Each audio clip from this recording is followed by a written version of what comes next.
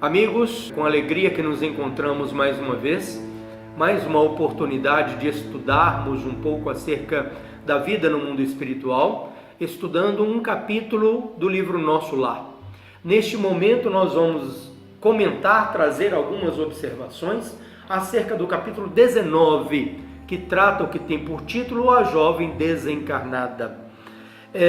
Convidando aos nossos irmãos a interagirem conosco lá no canal, através do canal na internet, deixando lá suas observações, suas críticas construtivas, não é? E obviamente convidando a todos a lerem um capítulo, lerem um livro para termos um aproveitamento melhor, não é isso? Pois bem, neste capítulo A Jovem Desencarnada fala sobre uma moça chamada Heloísa,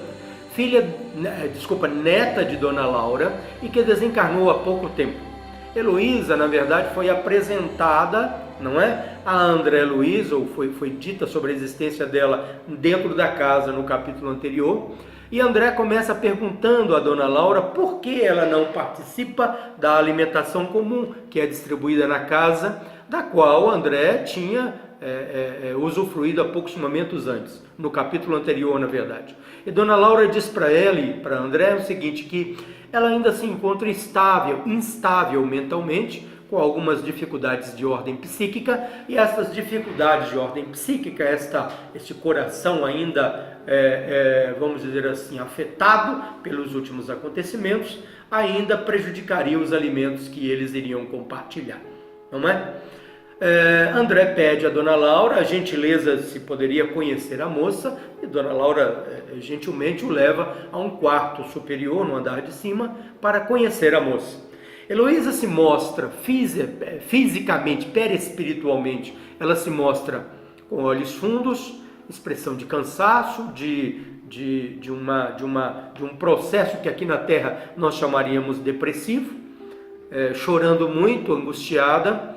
E aí André, conversando com ela, ela expõe gradativamente quais são os motivos das suas dores morais. E ela diz para André e para a mãe, para Dona Laura, o seguinte, que ela está muito sentida, primeiro, por ter deixado o noivo aqui na Terra e preocupada com os caminhos que o noivo vai seguir e apegada ao noivo. E um segundo momento, uma segunda preocupação, não menor, mas uma segunda preocupação é que a mãe dela pegou a mesma doença que ela. Heloísa tinha desencarnado há poucos dias através do processo da tuberculose. Isto nós estamos falando sobre um fato, sobre um evento que aconteceu em 1940, antes de 1940, não é? Onde essa doença ainda era muito mais severa e drástica do que é hoje. E ela desencarna por tuberculose durante 8 meses em que ela passou pela enfermidade, sofreu muito aqui no corpo físico. A mãe adquiriu a mesma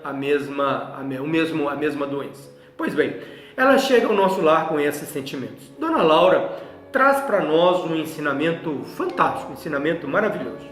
A primeira questão que nós precisamos apontar neste capítulo é o seguinte: as dores morais que Heloísa sente, elas têm 2 fundamentos então. Fundamento número 1, a transmissão, né, ou a infecção da mãe com a mesma enfermidade, tendo por origem da enfermidade ela mesma. Então ela contagia a mãe com a mesma doença. Pois bem, e o segundo momento, a questão do noivo, não é? Que ela fica no mundo espiritual muito preocupada com o noivo. Vamos ao primeiro aspecto.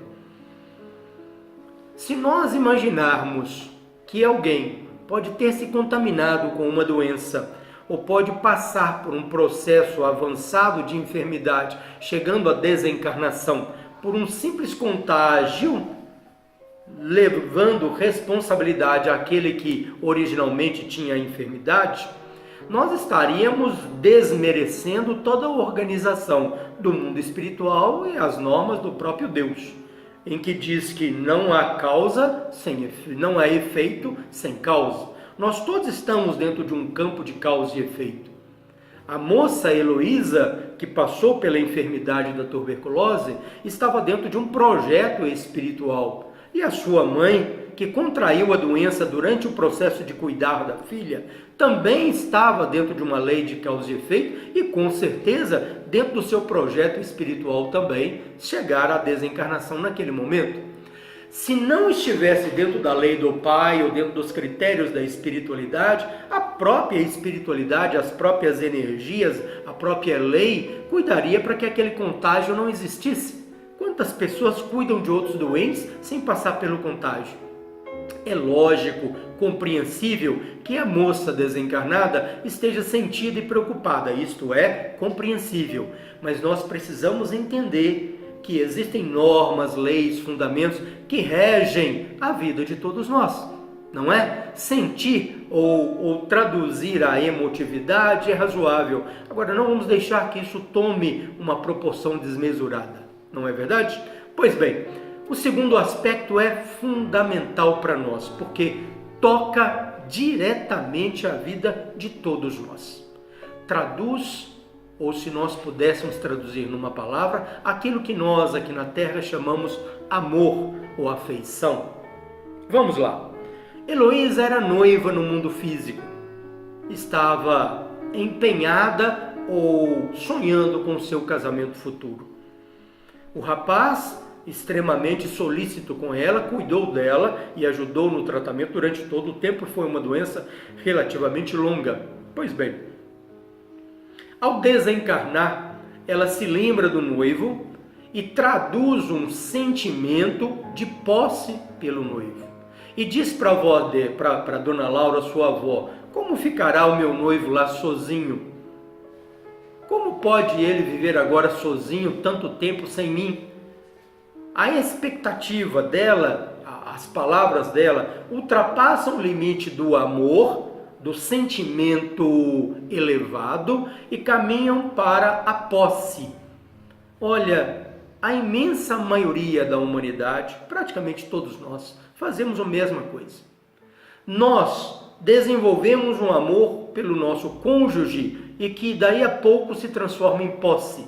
Desenvolvemos o amor pelo pai, pelo filho, pelo amigo, pelas questões que nos circundam e daí a pouco transformamos isto que hipoteticamente chamamos de amor em posse. E aí está o grande desequilíbrio de todo o processo. Aí está o grande caminho de dor para todos nós. Porque inexoravelmente, não existe um plano B, inexoravelmente, qualquer um de nós que tenhamos posse sobre alguma coisa, que tenhamos posse sobre alguma pessoa, estamos fadados a sofrer. Por quê? Porque em algum dia, em algum momento, esta pessoa tem a liberdade de mudar de opinião. Em algum dia, em algum momento, eu desencarno ou ela desencarna. Em algum dia, em algum momento, aquilo pelo qual eu digo que amo se transforma, envelhece, muda, como é o processo da lei. Tudo na vida. Nada é parado, tudo evolui, tudo progride, tudo avança, tudo se transforma continuamente. E quando estas mudanças chegarem, se o meu sentimento for de posse, eu estou fadado a sofrer.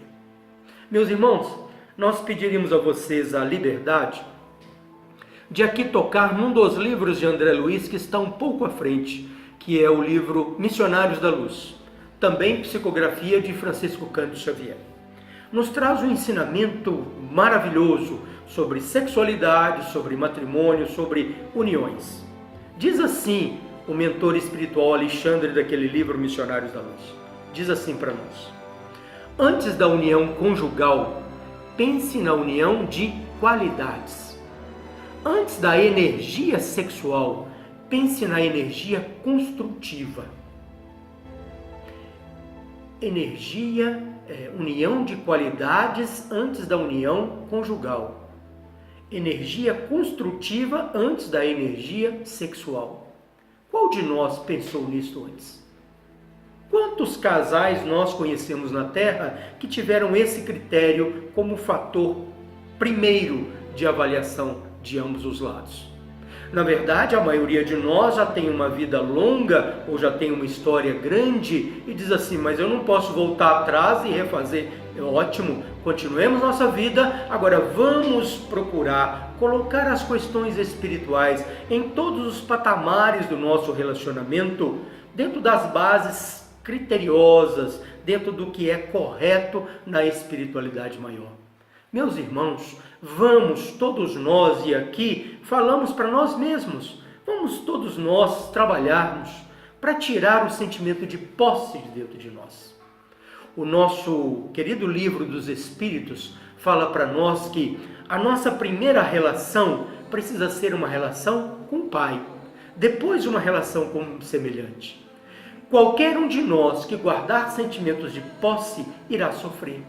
A dona Laura, avó daquela moça, explica para ela, mas ele é jovem, tem uma vida inteira pela frente. Ainda que te ame, o amor dele não atingiu um patamar de sublimidade a ponto de guardar respeito por você durante tantas décadas. Naturalmente, ele vai encontrar outros afetos no caminho da vida, irá querer casar, irá querer ter filho, seguir a sua vida. E aí a moça se ressente ainda mais. E a gente se pergunta, mas será que era hora de dizer aquela verdade? Mas quando é o momento de dizer a verdade? Não é? Nós todos precisamos entender que o amor liberta. Se nós tentarmos trazer e prender aqueles que nós dizemos que amamos, este não é um sentimento espiritualizado. Antes de tudo, é um sentimento de posse. Este sentimento de posse será pesado para nós em algum momento lá na frente. Ok? São algumas observações deste capítulo 19, que tem por título A Jovem Desencarnada, convidando a todos vocês, a todos nós, para que tenhamos a boa vontade de ler, estudar o livro e repensar esses fatores juntos. Que Deus nos abençoe a todos, sigamos em paz.